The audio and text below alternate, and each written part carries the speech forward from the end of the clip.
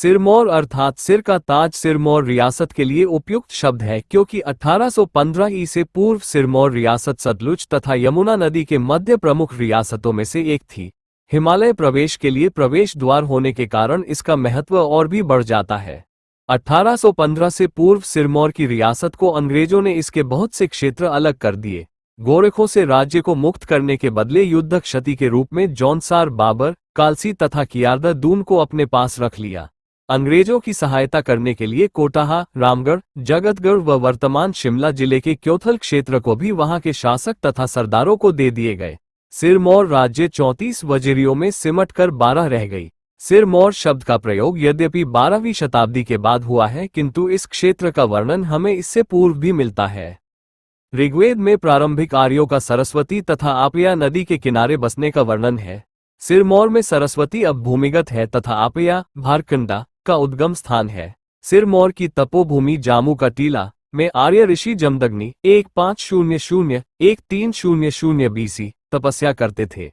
मां रेणुका तथा भगवान परशुराम का संबंध भी रेणुका क्षेत्र से रहा है। रेणुका आज भी हिंदुओं का पवित्र तीर्थ है तथा भगवान परशुराम सर्वमान्य देवता है। मौर्य काल में ये क्षेत्र मौर्य साम्राज्य का भाग था। सम्राट अशोक 273-232 बीसी का शिलालेख कालसी, देहरादून के समीप आज भी विद्यमान है। 1815 से पूर्व कालसी सिरमौर का अभिन्न अंग था।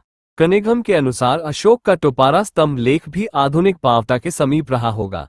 मौर्य साम्राज्य के पतन के उपरांत सतलुज तथा यमुना नदी के मध्य का ये प्रदेश कुलिंदों के अधीन आ गया। यहाँ पर कुलिंदों के कुछ सिक्के भी मिले हैं जो प्रथम या द्वितीय ईस्वी पूर्व के हैं। कुलिंदों के बाद यहाँ गणतंत्र की स्थापना हुई।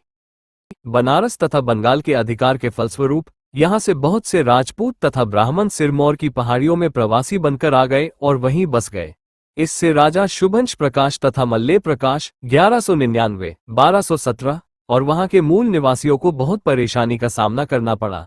उदित प्रकाश 1217-27 की राजधानी राजबंद थी, लेकिन मैदान के नजदीक होने के कारण सदैव मुस्लिम आक्रमणों का भय रहता था। अतः राजा अपनी राजधानी कालसी ले गया। कौल प्रकाश 1227-39 ने जुब्बल तथा बलसन को जीता।